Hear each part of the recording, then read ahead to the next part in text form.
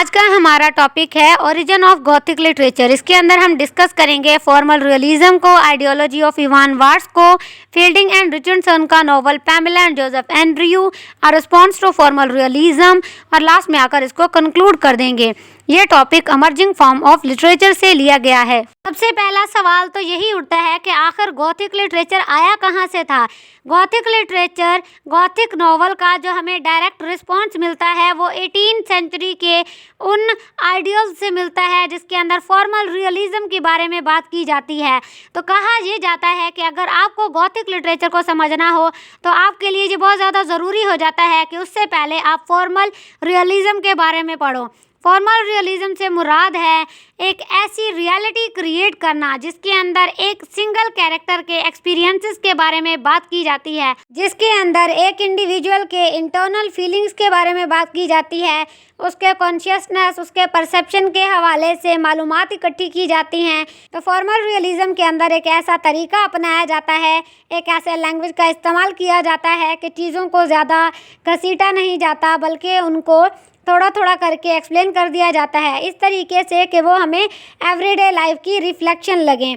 तो इसका जो ओवरऑल गोल होता है वो ना सिर्फ रीडर्स को एजुकेट करना होता है बल्कि उनको ये भी बताना होता है कि हमने किस तरीके से इन चीज़ों को पढ़ना है और कैसे हमने बिहेव करना है। फॉर्मल रियलिज्म की शाखें हमें नज़र आती हैं इयान वार्स के द राइज ऑफ नॉवल के अंदर, जिसमें वो क्लेम करता है कि सैमुअल रिचर्डसन, हेनरी फील्डिंग और डैनियल डिफी वो ऑथर्स हैं जिनके वर्क्स में हमें फॉर्मल रियलिज्म मिलता है। इन्होंने फॉर्मलिज्म का स्टार्ट लिया था। इनकी वजह से 18th सेंचुरी इंग्लैंड में नॉवल का राइज हुआ था। तो इयान वार्स अपने इस वर्क के अंदर ये क्लेम करता है कि रिचर्डसन और फील्डिंग ने ओल्ड रोमांस को टर्न अवे करके उसके अंदर न्यू फॉर्म ऑफ राइटिंग को अपनाया था।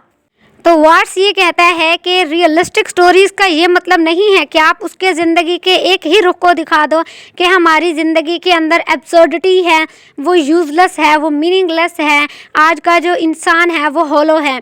तो एक अच्छी जो स्टोरी होती है उसके अंदर हम ज़िंदगी के सारे शोबों को दिखाते हैं, इंसान के सारे एक्सपीरियंसेस को दिखाते हैं, उसके अंदर वैरायटी पाई जाती है ह्यूमन लाइफ के बारे में, ह्यूमन इमोशंस के बारे में, ह्यूमन एक्सपीरियंसेस के बारे में। वो इंसान के ज़िंदगी को पूरी तरीके से कवर करता है।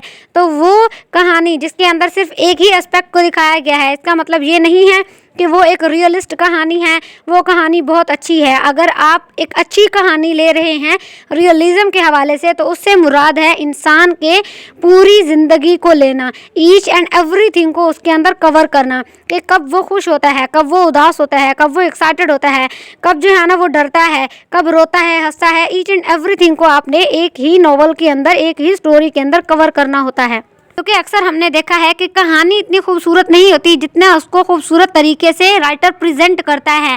जैसे कि रिचर्डसन का एक नॉवल पैमेला है जो इतना ज़्यादा फेमस नहीं है, और फील्डिंग का जोसेफ एंड्रयू, ये दोनों फॉर्मल रियलिज्म की बेस्ट एग्जांपल्स हैं।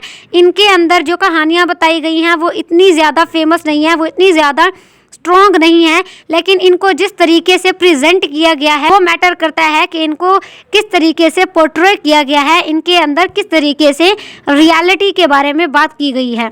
पैमेला की स्टोरी है एक सर्वेंट गर्ल की जो मिस्टर बी के अंडर काम करती हैं। मिस्टर बी उसका मालिक होता है, वो उसको सड्यूस करने की कोशिश करता है, लेकिन पैमेला अपने वैल्यूज़ का ध्यान रखते हुए मिस्टर बी से शादी कर लेती हैं, जो उस वक्त के लोगों के लिए काफ़ी ज़्यादा अनरियलिस्टिक कॉन्सेप्ट था।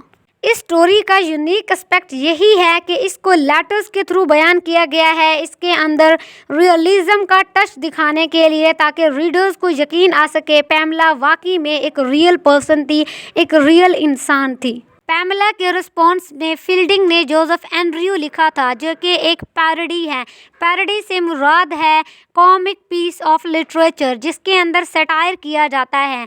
जोसेफ पैमेला का भाई होता है, वो भी उन्हीं सेम चैलेंजेस से गो थ्रू होता है, उन्हीं सर्कमस्टांसेस से गुजरता है जो पैमला ने फेस किए थे। इस नॉवल के लास्ट पार्ट में दिखाया गया है कि किस तरीके से वो अपनी वर्च्यू को, अपनी चैस्टिटी को बचाता है, तो उसे पता चलता है कि वो एक नोबल पर्सन है। इसी वजह से वो एक ऐसी लड़की से शादी करता है जो खुद भी काफ़ी वर्चुअस होती है, लेकिन वो गरीब होती है, पैमला के मिस्टर बी की तरह काफ़ी अमीर नहीं होती। पैमला नॉवल और जोसेफ एंड्रयू के दरमियान में जो डिफरेंस है वो लेटर्स का है, क्योंकि पैमला की स्टोरी लेटर्स के ज़रिए से नरेट होती है, जबकि जोसेफ एंड्रयू की स्टोरी डायरेक्ट नरेशन से होती है, जो ऑथर की जानिब से किया गया होता है। तो रिसर्च के ज़रिए से उसके अंदर कुछ रेफरेंसेस दिए जाते हैं ताकि उस कहानी के अंदर रियलिस्टिक लुक को लाया जा सके, ताकि रीडर्स को वो रियल लाइफ की स्टोरी लगे।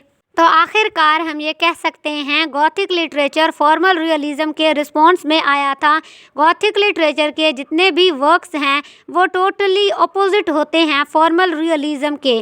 गॉथिक लिटरेचर के अंदर एवरीडे लाइफ की रिफ्लेक्शन हमें नहीं मिलती, जैसे कि फॉर्मल रियलिज़म के अंदर हमें दिखाई देती हैं फील्डिंग और रिचर्डसन के वर्क्स के थ्रू, जिसको हमने अभी अभी डिस्कस किया है। गॉथिक नॉवेल्स को रीड करते हुए रीडर्स को ये एक्सपेक्टेशन होती है कि इसके अंदर हमें काफ़ी ज़्यादा सस्पेंस मिलेगा, काफ़ी ज़्यादा थ्रिल मिलेगा, क्योंकि इसके अंदर घोस्ट वगैरह के बारे में बात की जाती है, सुपर नेचुरल फीचर्स के बारे में बात की जाती है, जिसके अंदर सुपर नेचुरल क्रिएचर्स को बयान किया जाता है।